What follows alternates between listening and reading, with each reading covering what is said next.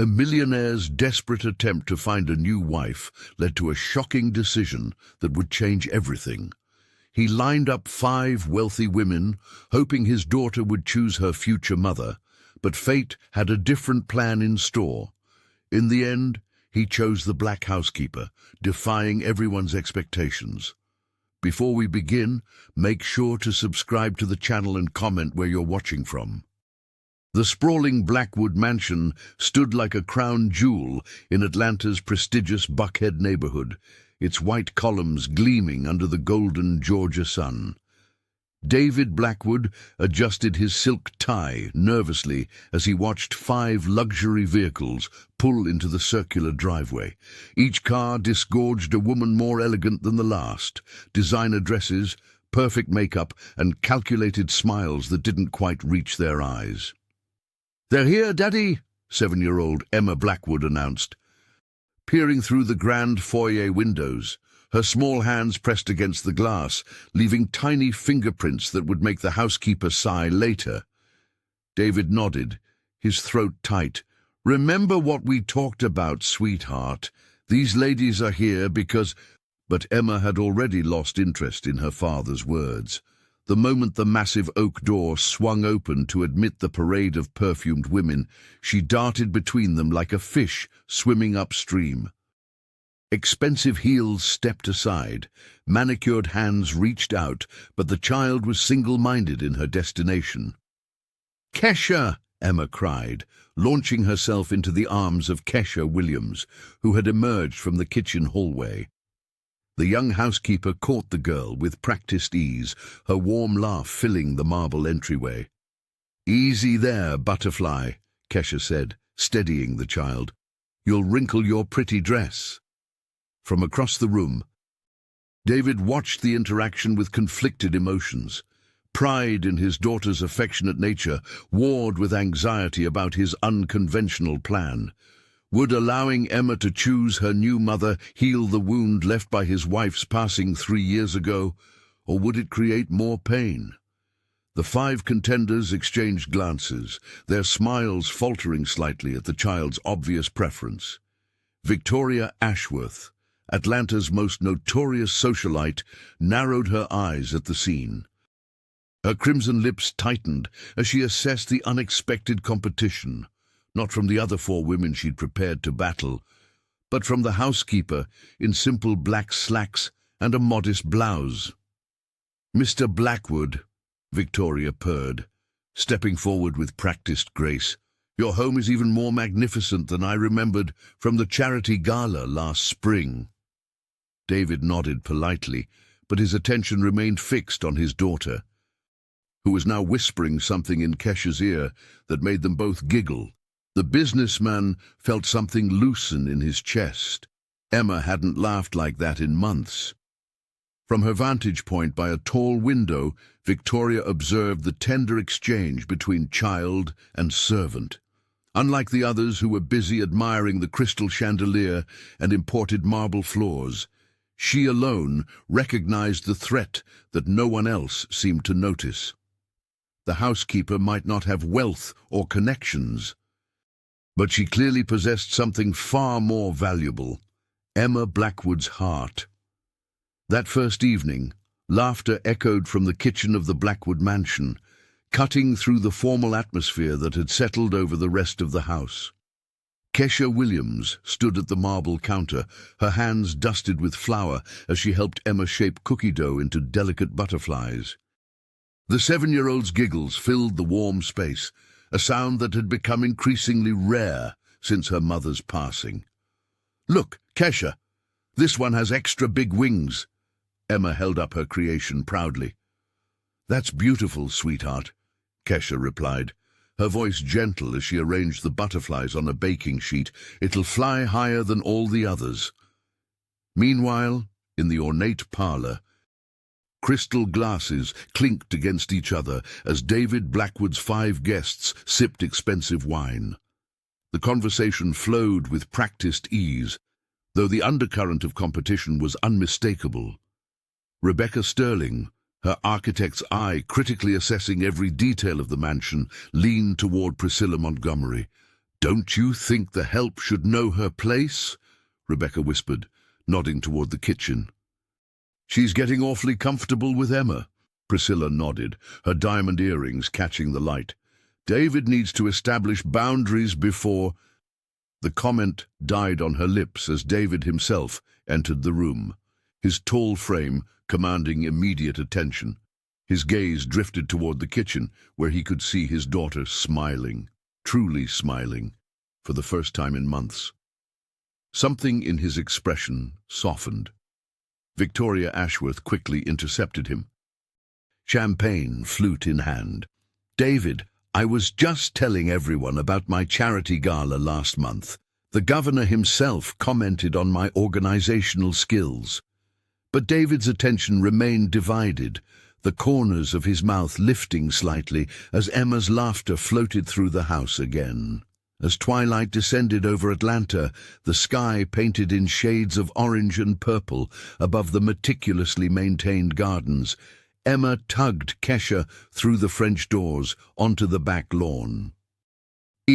"Teach me hopscotch like you promised," she demanded, already searching for suitable stones. Amanda Chase, noticing the child's departure, hurried after them in her designer heels. "Emma, darling," she called, her voice honey-sweet, "wouldn't you rather come inside? I brought the most amazing doll from Paris. It has real silk hair and 20 different outfits." Emma barely glanced up. "No, thank you. I'm playing with Kesha now." The 5 women exchanged troubled looks as they watched through the windows. Christina Hawthorne's perfectly manicured nails tapped against her glass with growing irritation. Despite their carefully selected outfits, practiced smiles, and strategic compliments, they were becoming invisible, overshadowed by the genuine connection between a child and a housekeeper. "This isn't going according to plan," Victoria murmured, her eyes narrowing as Emma's delighted shrieks filled the evening air. Victoria Ashworth arrived at precisely 7:30, dressed in a tailored cream suit that whispered old money. She'd orchestrated what she called an educational breakfast in the east-facing sunroom of the Blackwood mansion, complete with flashcards about European art museums and a small easel displaying proper table settings. "Every young lady should understand the difference between a fish fork and a dessert spoon," Victoria explained, her smile tight as she watched Emma Blackwood pick disinterestedly at her grapefruit.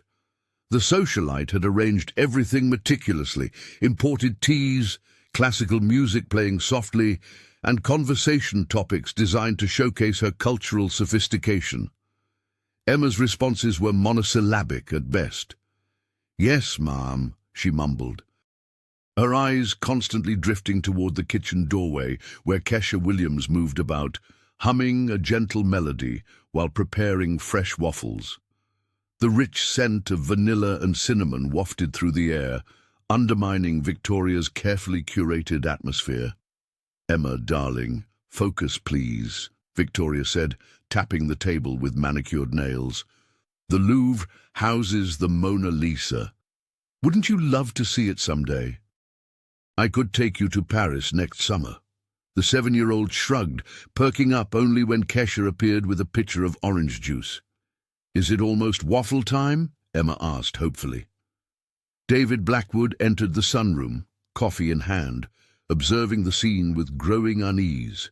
He noticed how his daughter's entire demeanor changed when the housekeeper was present, from sullen to animated in seconds. Victoria's composure slipped momentarily. "Perhaps we should limit kitchen staff interruptions during our educational time," she suggested, voice honeyed but eyes sharp. "Kesha isn't interrupting," Emma protested. "She's making breakfast." "Well, some people just don't belong in certain spaces," Victoria replied, adjusting her pearl necklace. "That's another important lesson in etiquette." Emma straightened in her chair. "Some people just don't belong here," she repeated, looking directly at Victoria with a coldness that seemed borrowed from an adult. David stiffened, coffee cup freezing midway to his lips. The words hung in the air, revealing the poison that had begun seeping into his daughter's world. This wasn't the compassionate child his late wife had raised. This was something else, something being cultivated in the toxic soil of competition and prejudice. "Emma," he said quietly, "why don't you go help Kesha with those waffles?" As his daughter scampered away, David turned to Victoria, seeing clearly for the first time the ugliness beneath her polished veneer. The competition he'd created wasn't just finding Emma a mother, it was teaching her who deserved humanity and who didn't. Troubled by the escalating tension in his home, David Blackwood called his security team late one evening. Under the pretense of updating the mansion's protection systems, he had them install discreet cameras and microphones throughout the main living areas. He assured the 5 women that this was merely a precaution, standard procedure for a man of his wealth in Buckhead. That night, after Emma had fallen asleep and the house had grown quiet, David retreated to his study. The businessman poured himself 2 fingers of whiskey and activated the surveillance system on his laptop. What he witnessed made his stomach tighten. That housekeeper needs to know her place," Victoria Ashworth whispered to Christina Hawthorne in the dimly lit parlour. "She's getting far too comfortable with Emma." The dermatologist nodded. "I've noticed kitchen items mysteriously disappearing whenever she's planning activities with the child. Perhaps we should mention it to David." Rebecca Sterling joined them, her architect's precision evident in how carefully she closed the door. "I've already planted the seed that she might be taking advantage. We just need to be patient." David's hand trembled as he switched to another camera feed. Amanda Chase and Priscilla Montgomery were in the guest lounge, their voices barely audible. "Tomorrow I'll spill juice on Emma's favorite dress," the hotel heiress said. "Kesha will be blamed for the laundry mishap." David switched off the feed, his face ashen. These women, whom he'd invited into his home as potential mothers for his daughter, were plotting against an innocent employee, all because Emma preferred her company. Meanwhile, in the kitchen, Kesha Williams wiped down countertops with methodical care. She'd noticed her favorite mixing bowl had vanished earlier that day, the 3rd utensil to disappear this week. The young woman sighed, opening cabinets to search once more. She'd also found Emma's juice box, deliberately emptied onto her backpack yesterday, and had quietly cleaned it before the child noticed. These small acts of sabotage were becoming more frequent, but Kesha remained composed. As she finished her evening tasks, she smiled, remembering Emma's laughter during their afternoon reading session. The child had nestled against her shoulder, completely at ease as they explored adventures together. That genuine connection was worth enduring 100 petty schemes. Kesha turned off the kitchen light and headed toward her quarters in the servants' wing. She passed David's study, noticing the thin line of light beneath his door, but continuing quietly on her way, unaware that he now knew exactly what she was facing, and that his perception of this unusual competition was beginning to shift dramatically. The 5 women gathered in Rebecca Sterling's lavish guest room after dinner. The door firmly closed behind them. Victoria Ashworth paced across the Persian rug, her diamond bracelet catching the light from the crystal chandelier with each agitated movement. "We need to address the elephant in the room," Victoria said, her voice barely above a whisper. "That housekeeper has completely bewitched Emma, and David is falling for it." Amanda Chase nodded, twirling a strand of her perfectly highlighted hair. "I spent $4,000 on a custom dollhouse, and Emma barely looked at it. Meanwhile, she follows Kesha around like a puppy." "It's unnatural," Christina Hawthorne added, settling onto the edge of the bed. The dermatologist's normally composed features twisted with disdain. A child of Emma's background should be forming connections with women of substance, of culture. Rebecca leaned against the mahogany dresser, her architect's mind already constructing a plan. We need to show David that Kesha Williams is manipulating his daughter. Perhaps we could suggest she's after his money. Priscilla Montgomery, who had remained quiet until now, finally spoke up. My cousin works for the Hendersons. She could spread some rumors about Kesha's past. Nothing too scandalous, just enough to raise questions. Outside in the hallway, Kesha paused, fresh linens balanced in her arms. The voices carried through the door, not every word, but enough.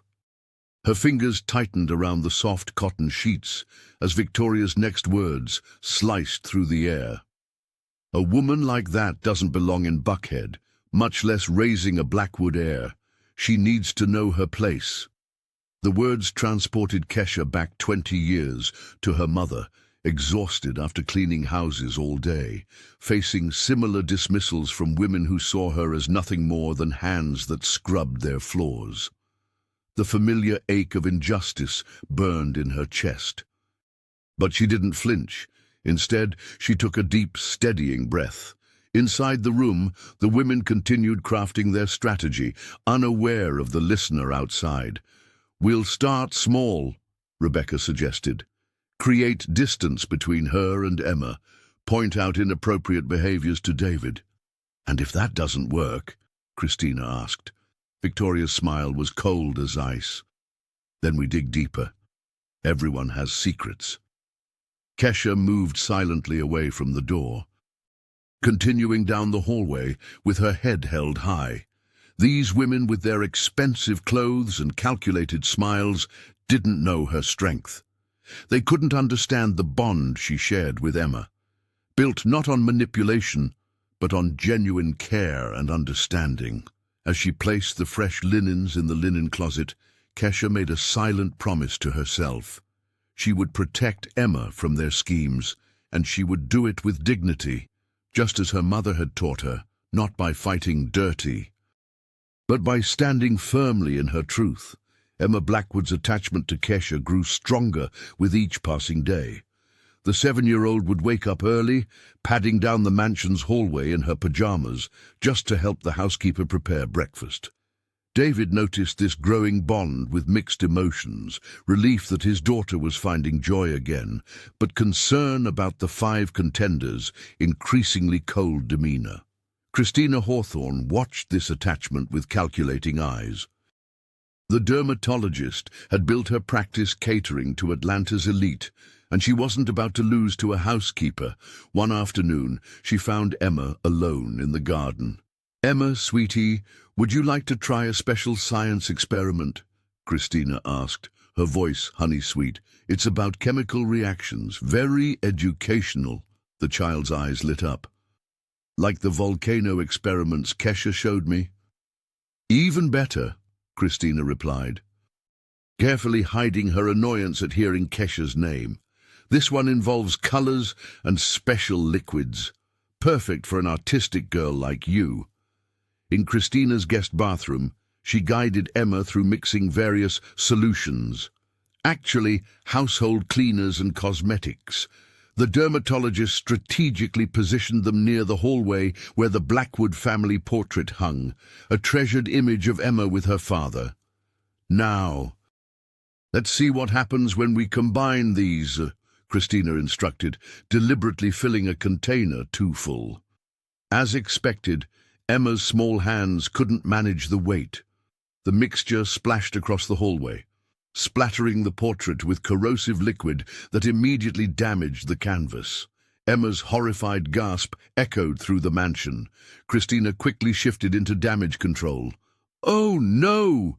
What have you done?" she exclaimed loudly enough for others to hear. Kesha should never have suggested such dangerous experiments. When David Blackwood arrived at the scene, Christina was comforting a tearful Emma. "She says Kesha taught her to mix these chemicals," the dermatologist explained with perfectly feigned concern. "Is that true, Emma?" David asked, his voice gentle but firm. Emma's eyes darted nervously between her father and Christina. "Kesha showed me experiments before," she stammered. the half-truth evident in her quivering voice and guilty expression. That night, after David had reluctantly reprimanded Kesha, the housekeeper sat beside Emma's bed. The child was inconsolable, tears streaming down her face. "I lied, Kesha," Emma whispered. "Christina said you'd get in trouble anyway, so I should just agree." Kesha Williams took Emma's small hands in hers. "Sometimes people do hurtful things when they're afraid," she explained softly. But forgiveness is stronger than fear or anger.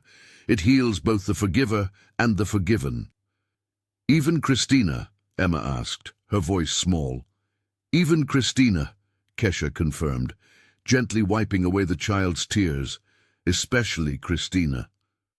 After a week of subtle hostility and veiled threats, Kesha Williams slipped into the garden house, cell phone clutched tightly in her hand. The evening air felt heavy with tension as she dialed a familiar number.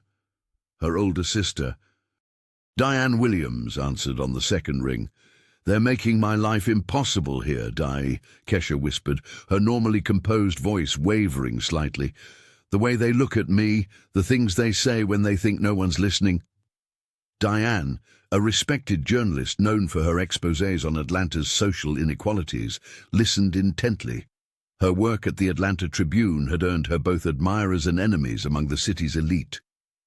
"Send me their names," she said firmly.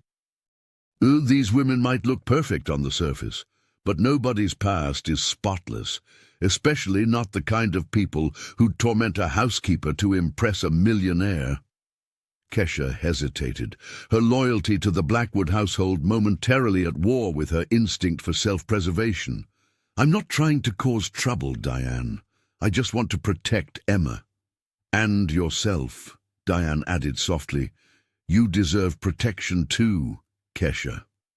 As the sisters spoke, David Blackwood sat in his study across the property, the glow of his laptop illuminating his troubled expression. He scrolled through an email from Randall Investigations, a discreet firm he'd hired 3 days earlier. The subject line read, "Initial findings confidential." David rubbed his temples, conflicted about investigating women he'd invited into his home. Yet Emma's happiness was at stake, and the undercurrents of tension were impossible to ignore. The investigator promised comprehensive background checks on all 5 contenders by the end of the week. What neither Kesha nor David realized was that their separate investigations were converging toward the same revelations. Victoria Ashworth's charity foundation with suspicious financial discrepancies, Amanda Chase's buried lawsuit from a former hotel employee, Rebecca Sterling's architectural firm and its questionable building permits, Christina Hawthorne's medical malpractice settlement, and Priscilla Montgomery's 3 previous marriages, each ending after substantial financial gains. The next morning, Kesha prepared breakfast with careful precision, unaware that David watched her thoughtfully from the doorway. When Emma bounded in for her waffles, the businessman noticed how his daughter's entire demeanor brightened in the housekeeper's presence. "Is everything all right, Mr. Blackwood?" Kesha asked, catching his gaze. "Just fine," he replied, though his mind was racing with questions. Just fine. As the day progressed, 2 separate investigations deepened, one from the heights of privilege, one from a place of vulnerability, both driven by the same desire to uncover truth in a house built on appearances. The garden party at the Blackwood mansion was the talk of Atlanta society. Strings of golden lights twinkled above the manicured lawn as waiters in crisp uniforms circulated with champagne flutes and delicate hors d'oeuvres. David Blackwood stood near the fountain, watching his daughter Emma dart between guests in her pale blue dress. Her laughter a rare sound that made his heart ache with hope. The 5 contenders had positioned themselves strategically throughout the garden, each determined to showcase her worthiness. Victoria Ashworth commanded attention near the rose trellis, her soprano voice soaring in an Italian aria that drew polite applause from the assembled elite. The socialite bowed gracefully, her eyes scanning the crowd for David's reaction. Not to be outdone, Rebecca Sterling unveiled architectural sketches for a children's wing at the Atlanta Memorial Hospital. "Imagine Emma's name on this building," she murmured to David, her hand lingering on his arm longer than necessary. Nearby, Christina Hawthorne demonstrated her philanthropic connections by introducing the CEO of a prominent charity, while Amanda Chase displayed photographs of her family's hotel properties in exotic locations. "Emma would adore Barbados," the heiress cooed. Bending down to Emma's level, "We could go swimming with sea turtles." Priscilla Montgomery circulated among influential guests, subtly dropping comments about her competitors' pasts while painting herself as the perfect maternal figure. The atmosphere grew increasingly tense as each woman tried to outshine the others, their smiles tightening with every passing hour. Emma, overwhelmed by the attention and performance, broke away from Amanda's grip and ran toward the garden's stone pathway.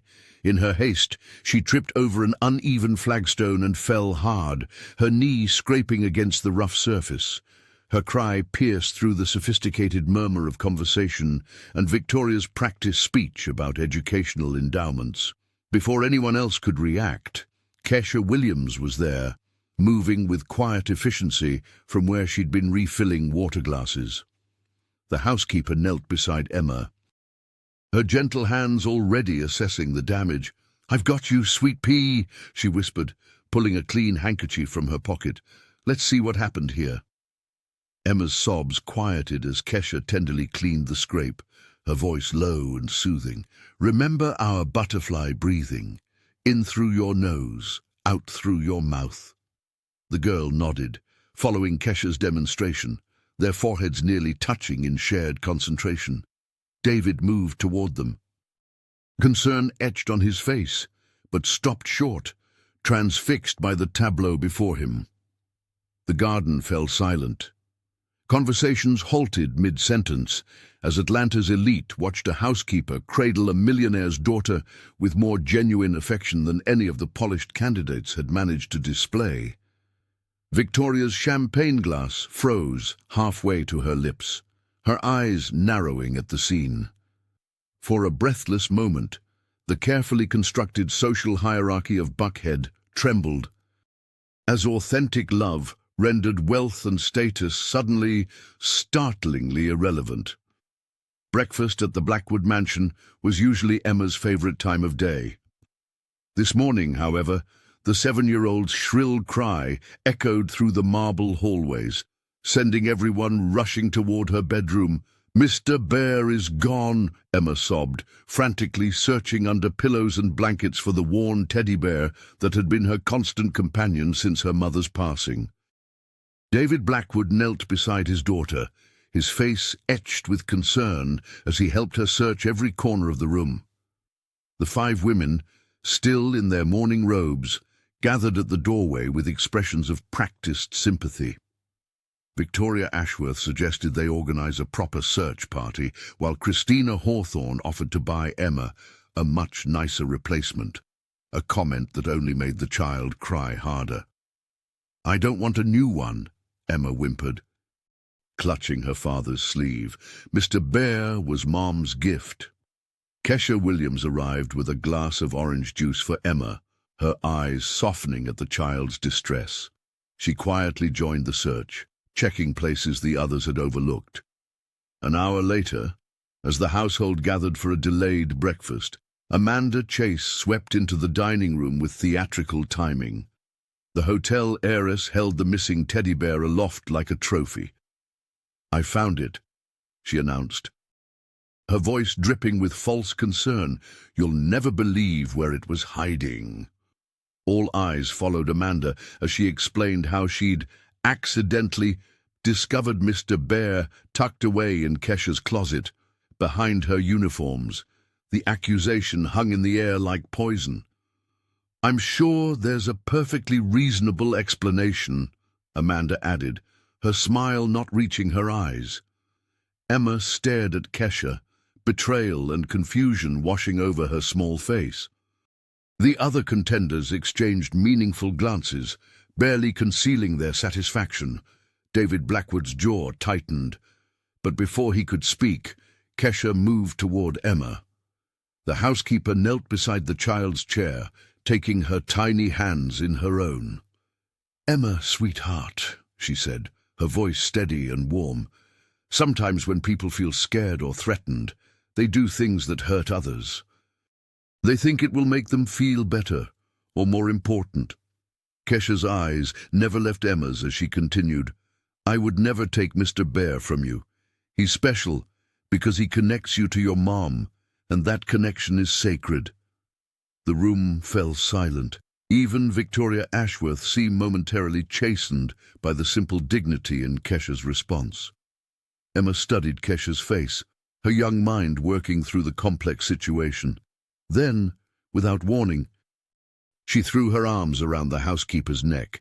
"I believe you," she whispered, clutching her recovered bear in one hand and Kesha's uniform in the other. David Blackwood watched the scene unfold, something shifting in his expression as he observed not just his daughter's trust, but the remarkable grace of the woman who held it. In the dim light of his study, David Blackwood rubbed his tired eyes as the security footage played on his laptop. The clock on his desk showed 3 in the morning, but sleep had become secondary to uncovering the truth. He'd installed the cameras as a precaution, never truly believing they would reveal such calculated malice. The screen showed Amanda Chase, her silk robe swishing as she tiptoed down the hallway, Emma's beloved teddy bear clutched against her chest. David leaned forward, his jaw tightening as he watched her slip into the servants' quarters and emerge minutes later, empty-handed and wearing a satisfied smile. "Unbelievable," he whispered, pausing the footage. The hotel heiress had seemed so polished, so refined during their conversations about educational philosophies and childhood development, yet here she was, planting evidence to frame an innocent woman. David scrolled through more footage, discovering other incidents. Victoria deliberately spilling juice near where Kesha had been cleaning. Christina whispering something in Emma's ear that made the child look guiltily toward the kitchen. Rebecca moving Kesha's carefully arranged cooking supplies when no one was looking. These women, Atlanta's elite, were resorting to playground tactics out of desperation. The businessman felt a wave of shame wash over him. This competition had been his idea, a misguided attempt to find stability for Emma. Instead, he'd invited chaos and cruelty into their home.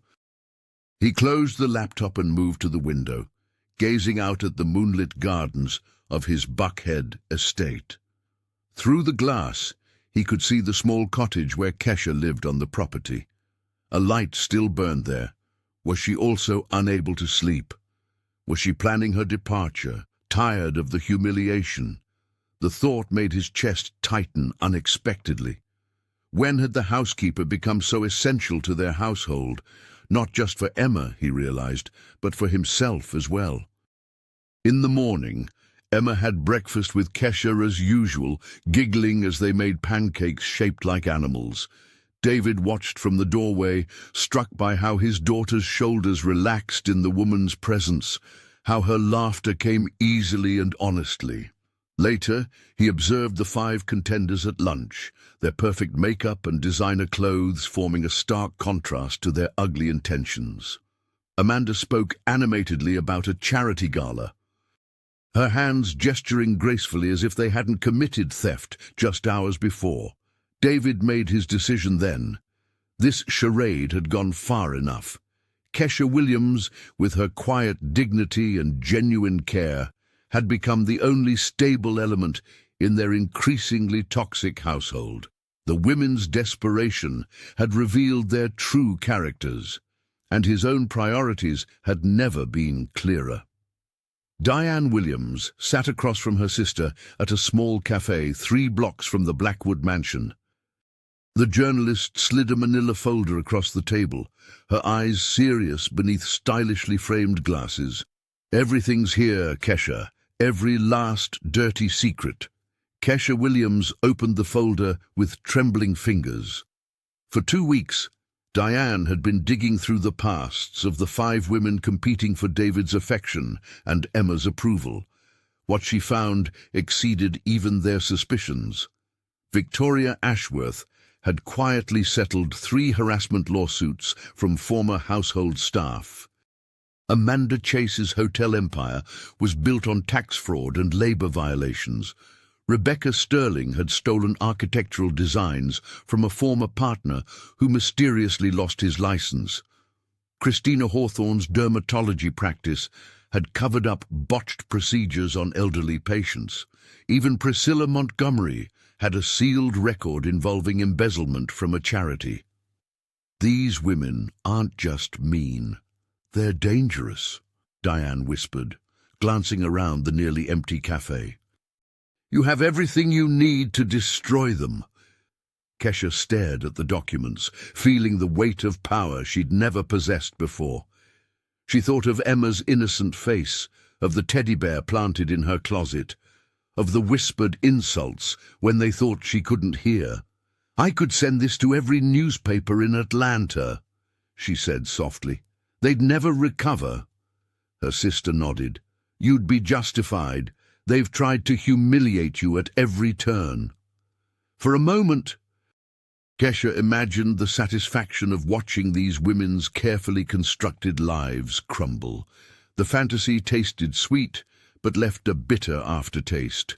"That's not who I am," she finally said, closing the folder. "And it's not what I want Emma to learn from me." Later that evening, after tucking Emma into bed with a story about forgiveness, Kesha knocked gently on David Blackwood's office door. The businessman looked up from his computer, his face softening at the sight of her. "I need to show you something," she said, placing the folder on his desk. David reviewed the contents silently, his expression darkening with each page. When he finished, he looked up at Kesha with new respect in his eyes. "You could have used this against them. Why bring it to me instead?" Kesha met his gaze steadily. "Because revenge doesn't heal anything, and Emma deserves better than a house full of bitterness." David nodded slowly, understanding the rare integrity standing before him. "What would you like me to do with this information?" he asked. "Whatever you think is right," Kesha replied. "I trust your judgment." As she turned to leave, David called after her, "Kesha, thank you." She nodded once, closing the door behind her, knowing she had chosen dignity over vengeance, and feeling stronger for it. The grand dining room of the Blackwood mansion glowed with candlelight as servants placed the final touches on an elaborate table setting. David Blackwood had called it a family dinner, though the atmosphere felt more like a courtroom awaiting verdict. 5 women sat with perfect posture, their designer dresses and flawless makeup unable to mask their growing unease. Victoria Ashworth whispered something to Amanda Chase, both their smiles tight and practiced. Rebecca Sterling kept glancing at the door, while Christina Hawthorne repeatedly checked her reflection in a silver spoon. Priscilla Montgomery's nervous laughter punctuated the strained conversation. When Diane Williams walked in, not as a server, but as an invited guest, the room fell silent. The journalist's presence was unexpected, her confident stride and knowing smile causing visible discomfort among the contenders. She took her seat directly across from Victoria, whose face momentarily betrayed recognition and fear. "I'm so glad you could all join us tonight," David announced, his voice warm but his eyes calculating. Emma sat beside him, unusually quiet, occasionally looking toward Kesha, who stood by the kitchen door. "This competition has been educational for all of us." The meal progressed through 4 exquisite courses, each bite accompanied by growing tension. The businessman maintained pleasant conversation while studying each woman's reactions, By the time dessert arrived, butterfly-shaped cookies that made Emma finally smile, several guests had begun to fidget with their napkins. "Before we conclude," David said, placing a leather folder on the table, "I'd like to share some discoveries." He opened it deliberately, removing photographs and printed emails. These security camera images show Amanda entering Kesha's quarters with Emma's teddy bear. And these show Christina coaching my daughter to spill paint on our family portrait. Gasps echoed around the table. Christina's face drained of color, while Amanda stammered denials that died in her throat when confronted with the evidence. "Rebecca, your suggestion that kitchen items be hidden to make Kesha appear incompetent was particularly creative," David continued, his tone hardening. "And Victoria, your comments about Kesha's background, recorded here," he tapped a small device, "reveal prejudices I find reprehensible." The socialite's face contorted with rage and humiliation. "You were spying on us." "I was protecting my household," David corrected, "and my daughter." Diane Williams sat back, observing the unraveling scene with the practiced eye of someone who had witnessed many powerful people fall. The dinner guests, old friends of David's late wife, exchanged shocked glances as the true nature of the competition was exposed. "I invited you into my home," David said quietly, "to find someone who would love Emma. Instead, I found cruelty masked by ambition." The silence that followed was deafening. The silence in the dining room was broken by a choked sob. Christina Hawthorne's perfectly manicured hands trembled as she set down her dessert fork, mascara-stained tears tracking down her flawless complexion. "I did it," she whispered, her voice cracking. "I told Emma it was a science experiment. I said we were testing what happens when certain chemicals mix." Christina looked directly at David Blackwood, her professional composure completely shattered. "I knew it would ruin the portrait. I just wanted to make Kesha look irresponsible." Emma pressed herself against Kesha's side, small fingers clutching the housekeeper's hand. The little girl's eyes, wide with understanding beyond her 7 years, darted between the adults at the table. Rebecca Sterling straightened her spine, architect's precision evident in her calculated response. "We were all under pressure here, David. This ridiculous competition you created forced our hands. Besides," she gestured dismissively toward Kesha, "she's hardly qualified to raise Emma in this world." "Qualified?" Diane Williams' voice cut through the room like a blade. The journalist leaned forward, placing photographs on the table. "Like you were qualified to design the West Side Community Center that collapsed last year, the one where you falsified safety reports." She slid another document forward. "Or perhaps we should discuss the 3 lawsuits from former employees alleging racial discrimination at your firm." Rebecca's face drained of color. "I have facts for each of you," Diane continued, her protective instinct for her younger sister evident in every word.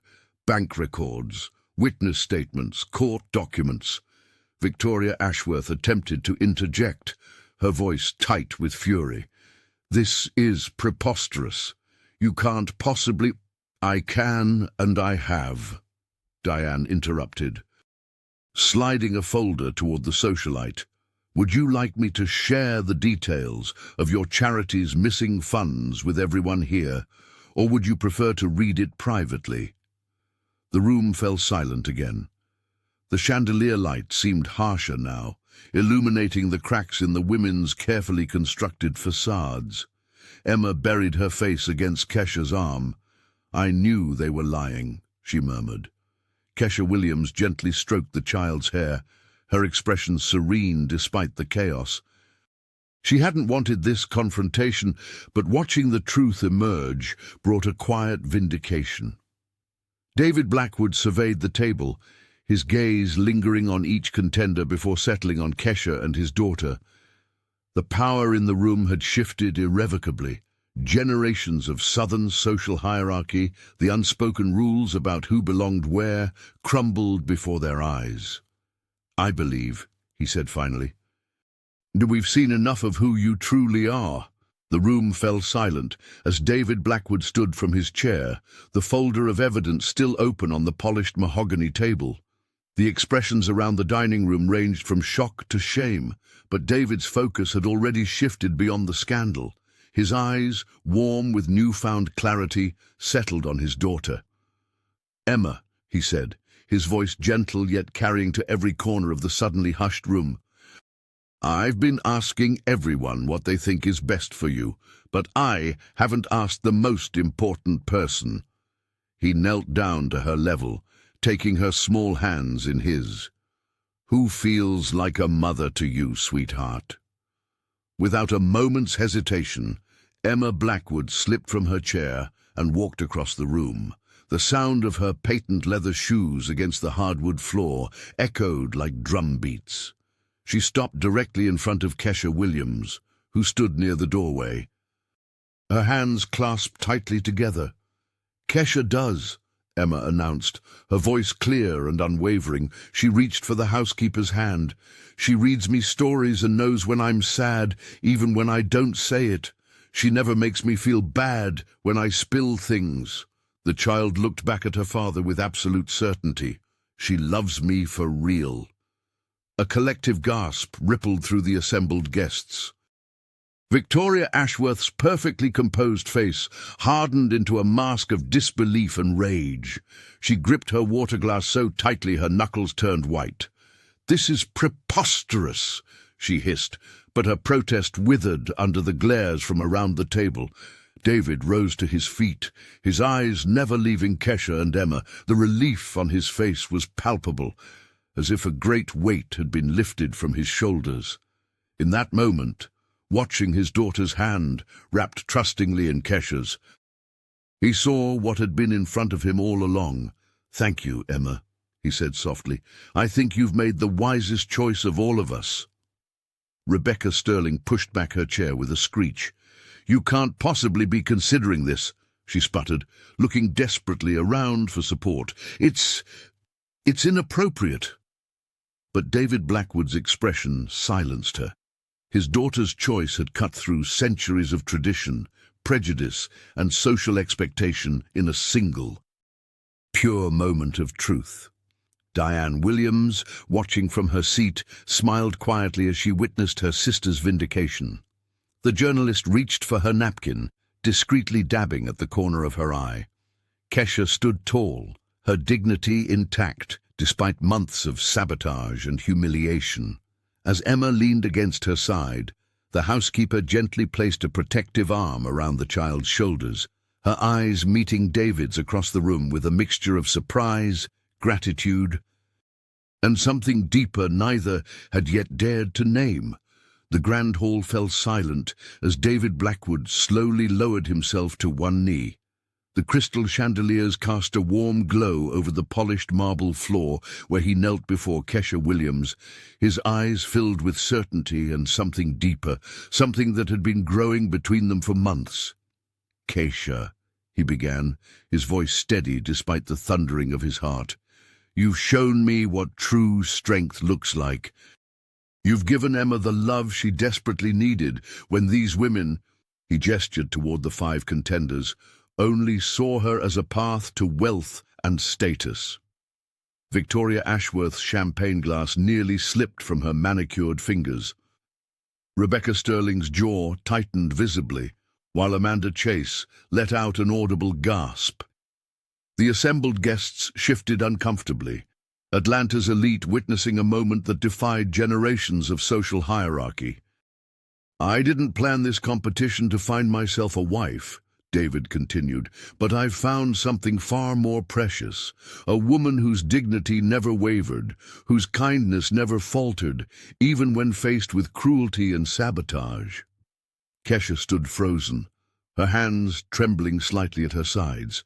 The young housekeeper who had entered this mansion seeking only honest work now found herself at the center of a moment that would reshape her entire existence. "And will you marry me?" David asked, producing a simple yet elegant diamond ring. Will you continue to be the mother Emma has chosen and the partner I've grown to love and respect? Tears welled in Kesha's eyes, tears of vindication after weeks of whispered insults and orchestrated humiliations, tears of fear for the backlash that would surely come, tears of unexpected joy at finding love in the most unlikely of circumstances. Emma darted forward from where she'd been standing with Diane Williams, wrapping her small arms around Kesha's waist.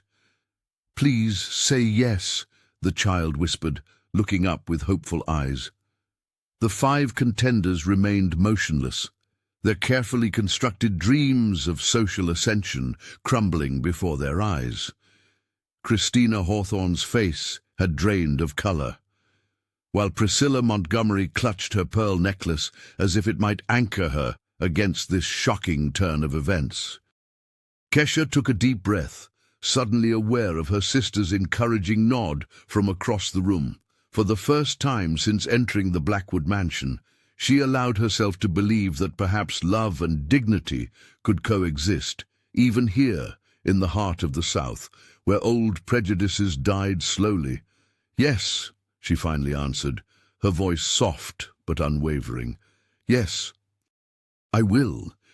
The Atlanta Journal-Constitution ran the headline, "Blackwood Bombshell, Millionaire Chooses Housekeeper Over Socialites," the morning after the dramatic dinner. Within hours, every news outlet in the city had picked up the story, with social media erupting in heated debates about Class E, Race E, and authenticity. Diane Williams' exclusive feature went viral nationwide. Her powerful prose capturing both the cruelty of the 5 contenders and the quiet dignity with which her sister had endured their attacks. "Some call it a modern fairy tale," Diane wrote in her widely shared article. "But there's nothing fictional about the resilience Kesha has shown in the face of calculated humiliation. This isn't about a Cinderella story. It's about recognizing genuine worth in a society obsessed with appearances." At private clubs throughout Buckhead, the whispers were relentless. Former acquaintances crossed the street to avoid David, while invitations to charity galas mysteriously stopped arriving. Victoria Ashworth attempted to salvage her reputation by giving interviews claiming she'd been edited unfavorably in the security footage.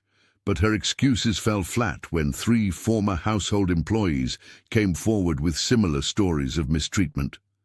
Emma, blissfully unaware of the adult drama swirling around her family, flourished in the warmth of her new household dynamic. Her nightmares decreased, and her teachers noted marked improvements in both her academic performance and social confidence. One afternoon, she proudly showed Kesha a drawing she'd made for school titled "My Family," featuring 3 smiling figures holding hands beneath a rainbow. "The other kids asked lots of questions," Emma explained, nestling against Kesha on the living room sofa. "I told them you make me feel safe." David Blackwood found himself surprisingly unbothered by the social fallout. Watching Kesha help Emma with homework at the kitchen table, her patience never wavering even when math problems led to frustration, he recognized that he'd gained something far more valuable than he'd lost. Each evening, after Emma went to bed, the couple would sit on the terrace, planning their future while strengthening their bond through honest conversations about their vastly different backgrounds. "I never expected this life," Kesha admitted one night, her hand warm in his. "Sometimes I still feel like I don't belong." David squeezed her fingers gently. "You're the only one who truly belongs here. You loved Emma for herself when everyone else saw her as a stepping stone." Together, they weathered the storm of public scrutiny, finding that genuine connection was worth every uncomfortable glance and whispered comment. Their relationship, forged in the crucible of scandal, grew stronger with each passing day. 2 years had passed, and the Blackwood mansion in Buckhead had transformed from a battleground of social ambition into a sanctuary of genuine connection. The grand rooms that once echoed with forced laughter and veiled insults now resonated with the melodious sounds of 9-year-old Emma Blackwood's piano playing. Her small fingers danced across the keys with surprising confidence, a talent nurtured by her new mother's encouragement. Kesha Williams Blackwood had redirected her experiences of prejudice and exclusion into meaningful action. Using part of the family's considerable wealth, she had established the Butterfly Foundation, named after those first cookies she had baked with Emma. The organization provided educational opportunities and emotional support for underprivileged children across Atlanta, particularly those from single-parent households.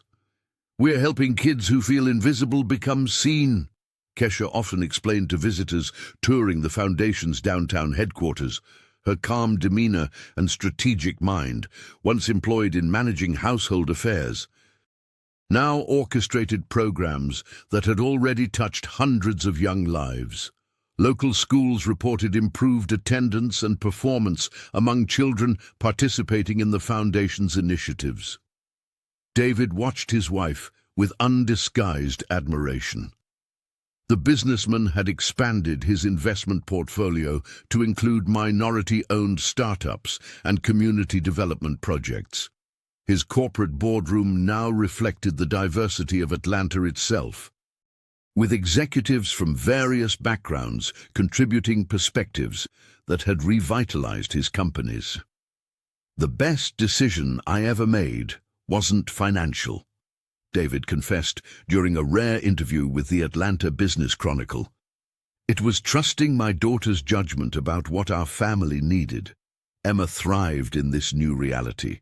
The once quiet child who had hidden behind furniture during social gatherings now performed piano recitals for guests with beaming confidence. Her school reports praised not only her academic progress, but her kindness toward classmates, a quality her teachers attributed to the stable, loving environment at home. On Sunday afternoons, Diane Williams would visit, bringing newspaper clippings about the foundation's impact and entertaining Emma with stories from her journalism career. These family gatherings, filled with genuine laughter and honest conversation, stood in stark contrast to the manufactured elegance of the mansion's previous social events. The Blackwood home itself had changed too. Photographs of the family's adventures, hiking in North Georgia, volunteering at community centers, Emma's piano recitals lined walls that once displayed only formal portraits.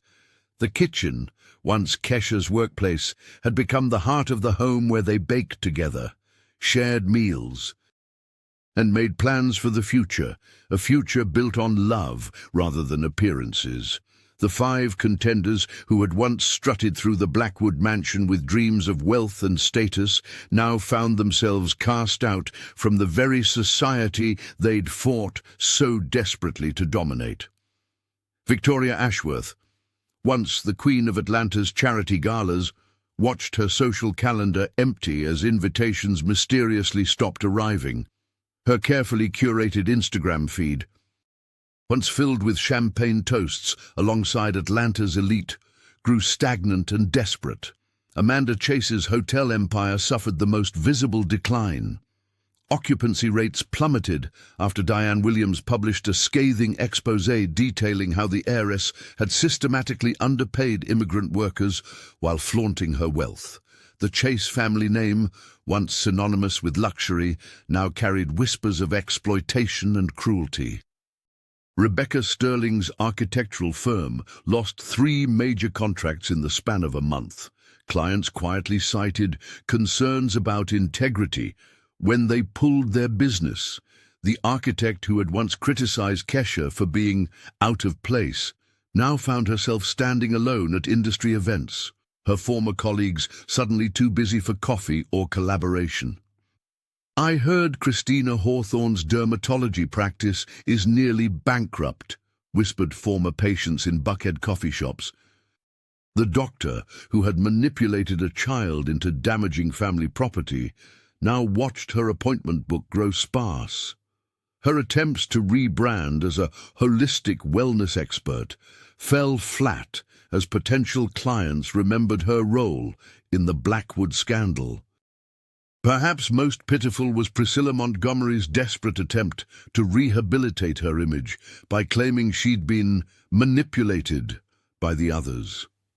Her tearful interview with a second-rate blogger only cemented her reputation as both cruel and weak. Former friends avoided eye contact at the grocery store, and her country club membership was quietly lost during system updates. The women who had once bonded over their shared ambition now avoided each other entirely, each blaming the others for their downfall. Victoria drowned her sorrows in expensive wine, while Amanda frantically tried to salvage her business through increasingly desperate discount schemes. Rebecca threw herself into speculative designs that never found buyers. Christina's once immaculate appearance grew haggard as financial pressures mounted. What stung most wasn't just their individual failures, but watching Atlanta's social landscape shift without them. The very exclusivity they had weaponized against Kesha Williams was now being dismantled by a new generation of wealth that valued authenticity over pedigree. Young entrepreneurs and tech millionaires moving to the city brought fresh perspectives that rejected the old hierarchies. The 5 women had bet everything on a world that was already changing beneath their feet. Now they faced the consequences of choosing cruelty over kindness in a society that was finally learning to recognize the difference. Kesha Williams, once merely a shadow in the halls of the Blackwood mansion, now commanded respect across Atlanta's social landscape. Her transformation wasn't just personal, it had become a powerful statement that rippled through the city's rigid social hierarchy. At charity galas, where she had once served drinks, Kesha now delivered keynote speeches about her foundation's work with underprivileged children, her quiet confidence silencing even the most judgmental whispers. "She carries herself with such dignity," people would remark, watching as she navigated conversations with business leaders and politicians with the same calm assurance she had shown while facing down the 5 women who had tried to destroy her. The foundation she established had already helped dozens of children from backgrounds similar to her own, providing educational opportunities that would have seemed impossible just years before. David Blackwood watched his wife with undisguised admiration at these events. He often told friends that marrying Kesha was the wisest decision he'd ever made, second only to hiring her in the first place. Their relationship had deepened beyond the initial scandal, growing into a partnership built on mutual respect and shared values. Together, they had weathered the social storm, emerging stronger as the dust settled. Emma, now 9 years old, blossomed under Kesha's nurturing presence. At school concerts and parent-teacher conferences, the young girl would proudly introduce Kesha as "my mom," without hesitation or qualification. Her piano recitals had become family celebrations, with both Diane and David sitting front row, their faces beaming with pride as Emma's fingers danced across the keys. "My daughter has never been happier," David would tell anyone who would listen. The change in Emma was remarkable. From a withdrawn child haunted by loss to a confident girl whose laughter filled the mansion, teachers commented on her newfound academic focus and her kindness toward classmates, qualities that reflected Kesha's influence. Even Victoria Ashworth and the other former contenders couldn't deny the positive change in the Blackwood household. They watched from the sidelines as their own social standing continued to erode, while Kesha's rose steadily. Some of Atlanta's oldest families, initially scandalized by the marriage, had gradually come to accept, even admire, the woman who had refused to be broken by their prejudice. Sometimes the strongest people are the ones who've been invisible the longest, Diane Williams wrote in a feature article about her sister's journey. The piece went viral, bringing national attention to Kesha's story and inspiring similar conversations about class and dignity across the country. In their home each evening, away from public scrutiny, the three Blackwoods would gather in the kitchen, the very place where their unlikely family had first begun to form, and share stories about their day, bound together by love that had overcome every obstacle placed in its path. The story of Kesha Williams and the Blackwood family transcended Atlanta's social circles, becoming a case study in university sociology departments across the country. Professors analyzed how their journey challenged entrenched prejudices and redefined what constitutes a family in modern America. Diane Williams published a best-selling book documenting the scandal, which sparked national conversations about class, race, and authenticity in relationships. 5 years after that fateful summer, Emma Blackwood, now 12, stood confidently at a podium during a fundraiser for the Williams Blackwood Foundation.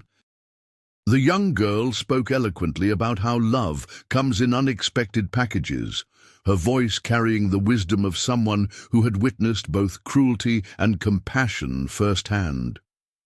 In the audience, David and Kesha exchanged proud glances, their wedding rings catching the light. The 5 contenders had scattered to different lives. Victoria Ashworth relocated to Chicago after her interior design business collapsed under the weight of scandal. Amanda Chase retreated to her family's estate in the Hamptons, rarely seen in public anymore. Rebecca Sterling reinvented herself in Seattle, humbled by the experience. Christina Hawthorne and Priscilla Montgomery occasionally appeared in society pages, but their influence had diminished considerably.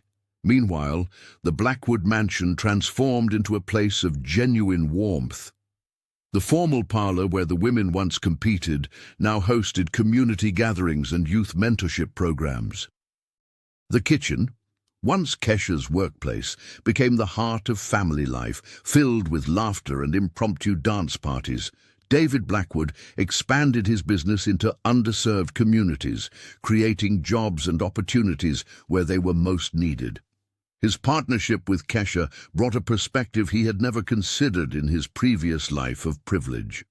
Together, they built something more meaningful than wealth alone could provide. On weekends, the family would visit Diane Williams for Sunday dinners, the sisters' bond stronger than ever. Emma adored her aunt, soaking up stories of investigative journalism and social justice with wide-eyed fascination. One golden afternoon in late September, as autumn painted the garden in amber hues, Emma practiced photography while David and Kesha strolled among the rose bushes. Their hands intertwined comfortably, the gesture so natural now, it required no thought. "Did you ever imagine this?" David asked, watching Emma capture a butterfly with her camera.